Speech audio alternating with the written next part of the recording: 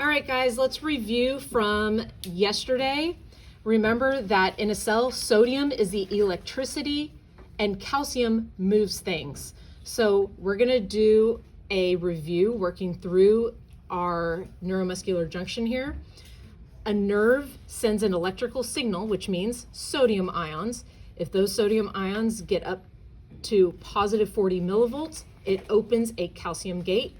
Calcium comes in and it moves things. In this case, it's going to move a vesicle containing acetylcholine. Remember that the acetylcholine was made by an enzyme called CHAT, which sticks the acetyl and the choline together.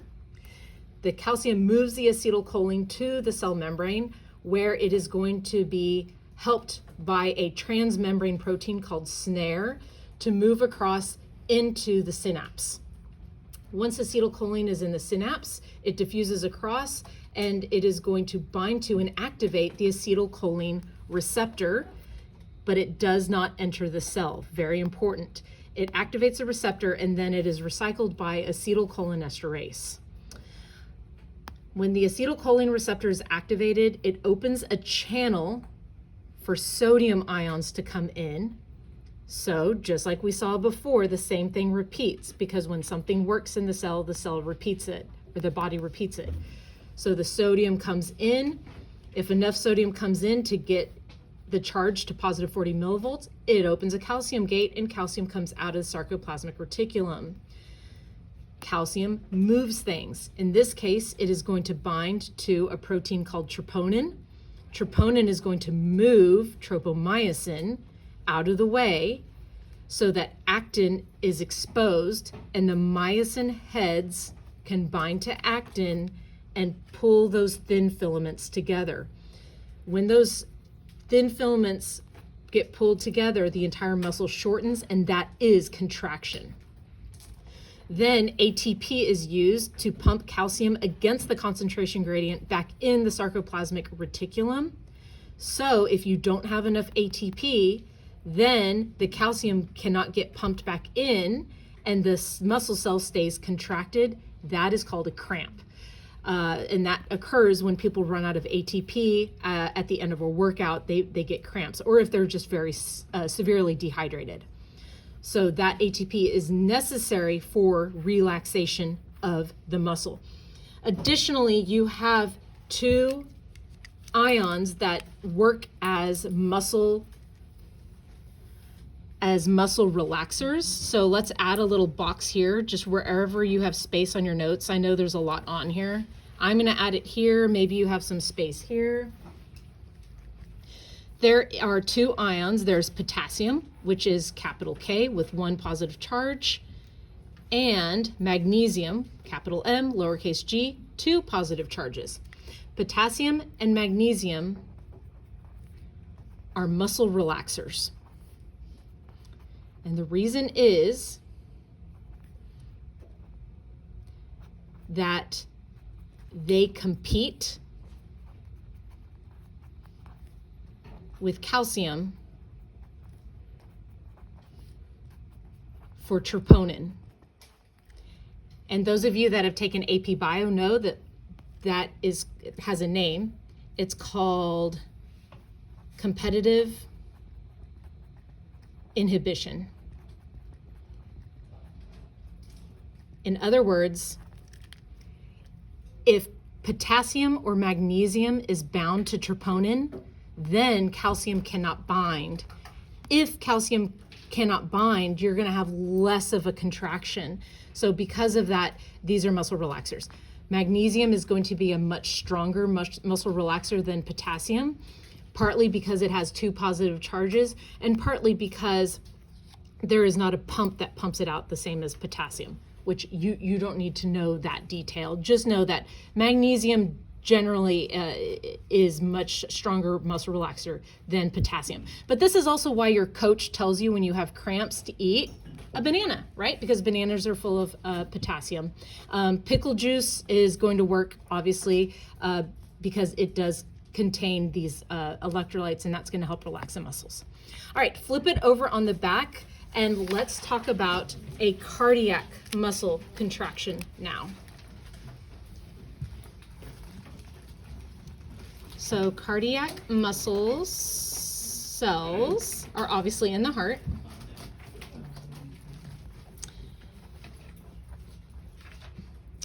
And in order to understand that, I'm going to use two words that actually aren't part of the muscular system, they're part of the nervous system. You don't need to know these words for this test, but you are going to need to know it for the nervous system. So I'm going to make an important connection here. Your nervous system is always in one of two modes. It is either in what's called sympathetic mode or what's called parasympathetic mode. It's like a light switch. Either it's one or the other. Sympathetic is known as fight or flight. You've heard this term before. You've heard fight or flight. You've also heard the name of the neurotransmitter used in this pathway, adrenaline. So you are familiar with this. I'm just introducing this new term to you, okay? Parasympathetic is called rest and digest, because this is going to be the mode your nervous system is in when you're going to be repairing your cells, resting, doing cellular metabolism, and breaking down nutrients to be used to build cell structures. All right, so in your sympathetic system, you have a gland that sits on top of your kidney. So this is your kidney. And there's a gland that sits on top of it like a little elf hat. And that gland is called your adrenal gland. The adrenal gland makes adrenaline. And in medicine, we typically don't call it adrenaline. We call it its other name. It actually has two names. The other name is epinephrine.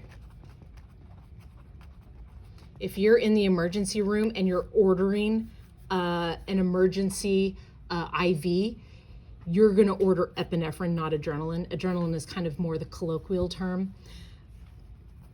But it is the same, it's the same thing. Just be prepared. If I say adrenaline, same thing as epinephrine.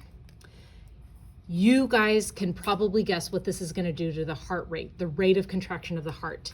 It's going to increase the heart rate, okay? So before we get there, let's set up the parasympathetic.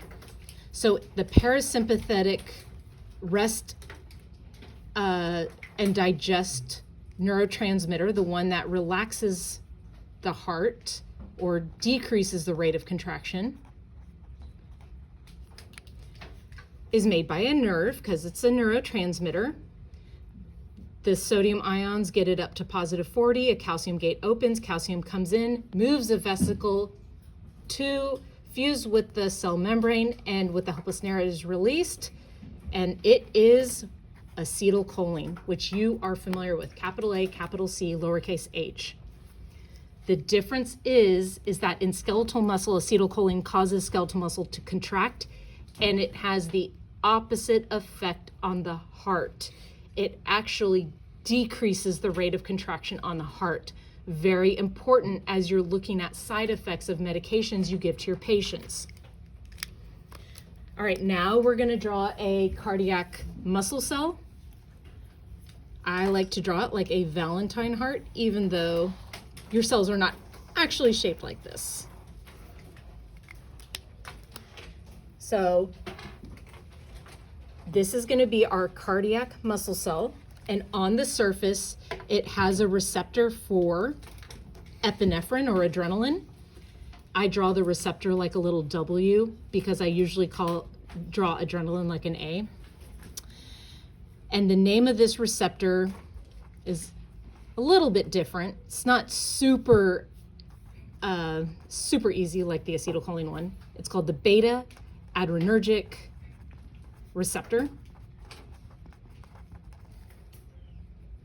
And when adrenaline binds to this beta adrenergic receptor, it does not enter the cell, but it activates the receptor, which causes a cascade of changes, chemical reactions that occur, and the response in the cell is that more calcium is released from the sarcoplasmic reticulum, and that's going to cause an increase in the rate of contraction or the heart rate. Now, alternatively, acetylcholine, we have that receptor on the surface too. Same thing, the acetylcholine receptor. But the effect in the cell is the opposite of skeletal muscles. So when the acetylcholine binds to the acetylcholine receptor, it does not enter the cell. It activates the receptor, which causes a cascade chain reaction of chemical reactions. And the response in a cardiac cell is that there's a decrease in the calcium released, which is going to decrease the rate of contraction or decrease the heart rate. Everything from this point on is the same. So that should help you out as you're studying. We still have our sarcoplasmic reticulum, which is full of calcium. And that calcium does not want to be in there. It wants to come out of the sarcoplasmic reticulum.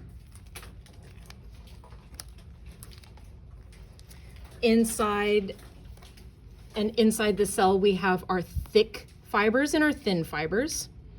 The thick fiber is called myosin, and it has the heads on it that are going to grab actin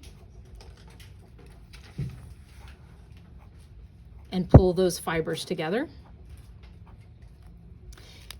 Then you have your thin fibers, which are actin.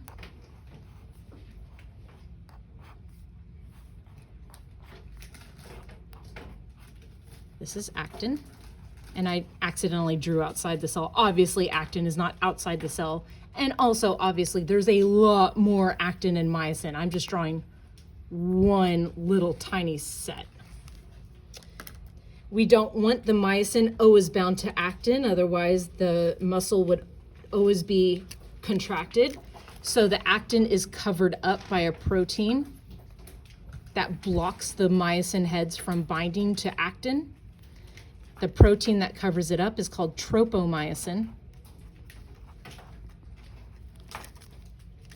And tropomyosin is being pinned down by a protein that binds to the calcium called troponin. And you're going to see the same effect in the heart as you do in skeletal muscles with potassium and magnesium. If potassium and magnesium are bound to troponin, then calcium cannot bind, or as much calcium cannot bind.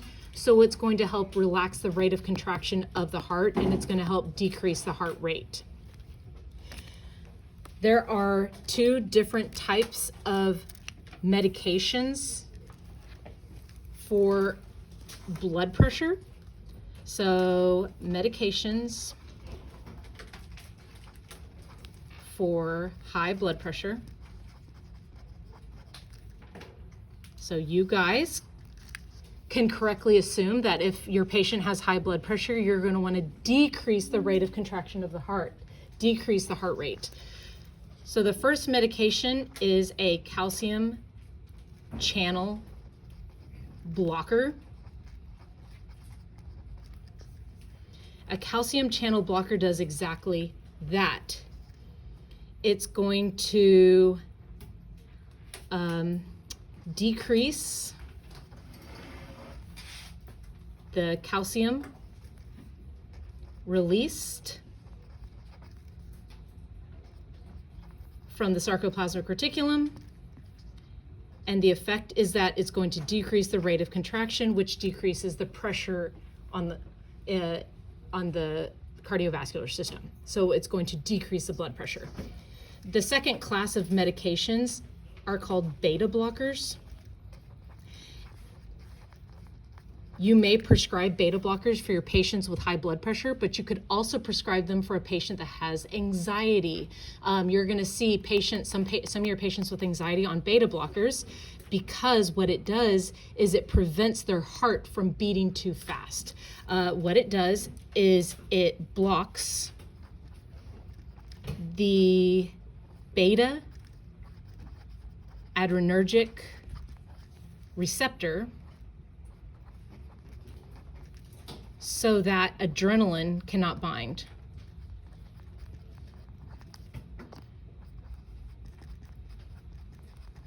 So the patient is making adrenaline, they're releasing adrenaline, but it is not able to bind and affect the heart.